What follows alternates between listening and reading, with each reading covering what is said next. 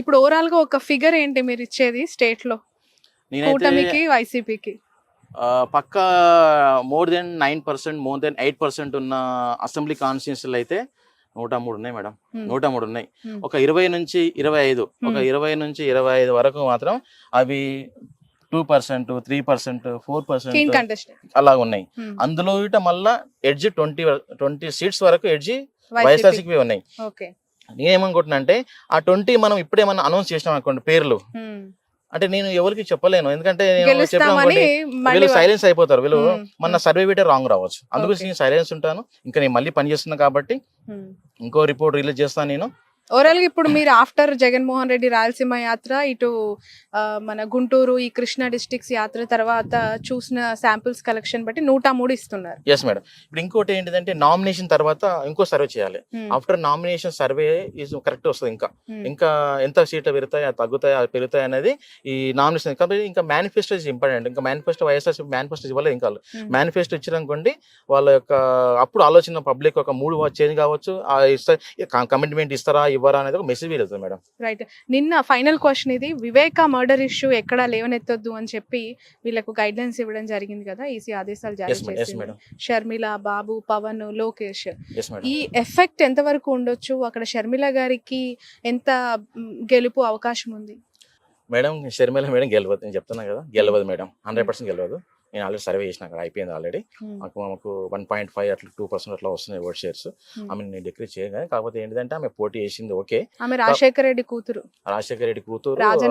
ఆమె ఏమనుకుందంటే కమిట్మెంట్ జగన్మోహన్ చెల్లి ఉండొచ్చు కానీ అక్కడ ఓట్ షేర్ అనేది ఇప్పుడు ఎట్లా అయిపోయిందంటే మేడం, వాళ్ళ ఇంట్లో ఫ్యామిలీ విషయాలు గొడవ ఎండొచ్చాం కానీ ఓటర్కి అవన్నీ అవసరం లేదు కదా. నాకు ఎవరు గెలుస్తారు ఈ రోజు ఎట్లా అయిపోయిందంటే, కడప ప్రజలు సర్వే చేశానంటున్నారు కదా, కడప ప్రజలు షర్మిల గురించి ఏమనుకుంటున్నారని మీకు అర్థమైంది అక్కడ? ఎందుకంటే ఆమె పదే పదే వివేక మర్డర్ ఇష్యూలో అవినాష్ నిందితుడు, అవినాష్ రెడ్డి చంపిన వ్యక్తి, అతనికి ఎందుకు ఇచ్చారు ఓటు అని అంటుంది కదా, అవకాశం ఎందుకు ఇచ్చారు అని చెప్పి. ఇదేమైనా ప్రజల్లోకి తీసుకెళ్లగలిగిందా? ఆల్రెడీ వాళ్ళు ఒక చేసుకున్నారు మేడం, వర్క్ చేశారు. యాక్చువల్గా ఏంటిదంటే వాళ్ళు ఏమనుకున్నారంటే, నేను వివేకానంద బాబాయ్ కదా మేడం, బాబాయ్కి షర్మిల మేడం ఎంపీ క్యాండిడేట్ కావాలనే ఒక కోరిక ఉందని చెప్పారా మేడం. చెప్తే మన పబ్లిక్ యాక్సెప్ట్ చేయాలి కదా మేడం. ఆల్రెడీ ఇప్పుడు జగన్మోహన్ రెడ్డిని చూస్తారు కానీ షర్మిల మేడం చూడ మేడం. ఎందుకంటే షర్మిల మేడం ఆల్రెడీ తెలంగాణలో వచ్చి పోటీ చేసి చేస్తాను చేయలేదమ్మ, ఇక్కడ ఏం చేస్తుంది?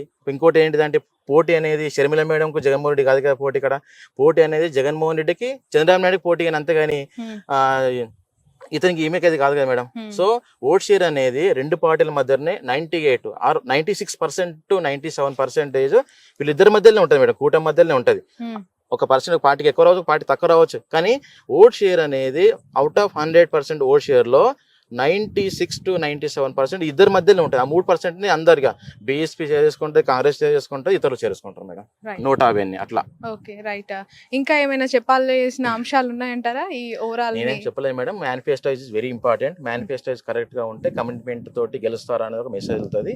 So manifesto is important. Manifesto వచ్చినాక వీట సర్వే అనేది ఇంకా మారిపోవచ్చు, అంటే పెరగవచ్చు, తగ్గవచ్చు, చెప్పలేము. ఏదున్నా కానీ manifesto is very important. But ఒక్క అవకాశం అని బాబు ప్రజల నోట్ అడుగుతున్నారు కదా, దానికి ఏం కన్ఫైన్ అవ్వట్లేదా ప్రజలు? వాళ్ళ కూటమి మెయిన్ మేడం. కూటమి వాళ్ళు ఆల్రెడీ వాళ్ళు తెలుసు కదా మేడం, ఎట్లయినా మనం సింగిల్ గెలిస్తే గెలవము, కూటమి అయితే గెలుస్తాము అని కాంపిటీషన్ ఇస్తారు. ఫస్ట్ ఆఫ్ ఆల్ ఏంటిదంటే, జనసేనకు ఒక సీట్స్, ఒక వాళ్ళ సీఎం ఏంటి మేడం, జనసేన వాళ్ళ పరిస్థితి ఏంటిది? జనసేన వాళ్ళు మా యొక్క పవన్ కళ్యాణ్ సీఎం కావడం వాళ్ళ బాధ్యత. 10 సంవత్సరాలకు అదే అంటారు వాళ్ళు. 10 సంవత్సరాల నుంచి నాకు సీఎం కావాలి.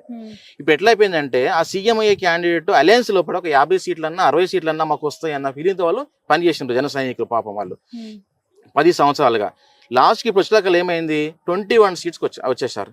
అందులో 21లో వీట మళ్ళీ ఆ పార్టీ నుంచి ఈ పార్టీ నుంచి వచ్చే వాళ్ళకి ఇచ్చారు. ఎవరైతే 10 సంవత్సరాలు కష్టపడుతున్న క్యాండిడేట్స్ ఉన్నారో వాళ్ళకి టికెట్ రాకపోవడం వల్ల వాళ్ళ కింద పనిచేసే క్యాడర్ కానీ వాళ్ళంతా totally dissatisfied. First of all dissatisfied ఎక్కడ ఏంటంటే, వాళ్ళ క్యాండిడేట్ సీఎం కార్డు అని తెలివంగానే ఆ యూత్ కానీ లేకుంటే ఎవరైతే కష్టపడ్డ వాళ్ళు ఉన్నారో టోటల్లీ వాళ్ళు నర్వస్గా ఫీల్ అయ్యారు మేడం. వీళ్ళు అలయన్స్ లోపల వీట ఒక 50 సీట్లు వస్తాయనుకున్నారు. 21 సీట్లు రావడం వల్ల ఏంటిదంటే, వాళ్ళు ఆ వచ్చిన వాళ్ళకి మళ్ళీ పాత వాళ్ళకే కాకుండా కొత్త బయట నుంచి వచ్చిన వాళ్ళకి టికెట్లు ఇవ్వడం వల్ల వీట కొద్దిగా మైనస్ వాళ్ళకి మేడం. ఇంకోటి ఏంటిదంటే, బీజేపీకి 1-2% ఓట్ షేర్ లేని పార్టీకి 8 పార్లమెంట్లు ఇవ్వడం, అందులోపల మళ్ళీ వాళ్ళకు 10 అసెంబ్లీలు కాన్స్టిట్యూన్సీ ఇవ్వడం అనేది కొద్దిగా ఇబ్బంది అయింది.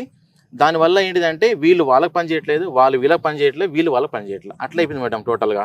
Right. ఇప్పుడు క్యాడర్ బిట్ ఇంపార్టెంట్ కదా, Hmm. క్యాడర్ తోటి సంప్రదింపులు చేసి అన్ని చేసినా కరెక్ట్ గా ఉండే, మాకు చెప్పకుండా చేసిరన్న ఫీలింగ్ గ్రౌండ్ లో జరుగుతుంది మేడం. Right. అదొకటి రాకుండా ఉంటే మంచిగా ఉండే, Right. అది వచ్చేసింది గ్రౌండ్ లో ఆల్రెడీ.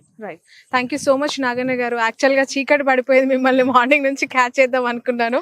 సో ఇదంతా కూడా మీ డేటా కలెక్షన్ అనుకుంటా.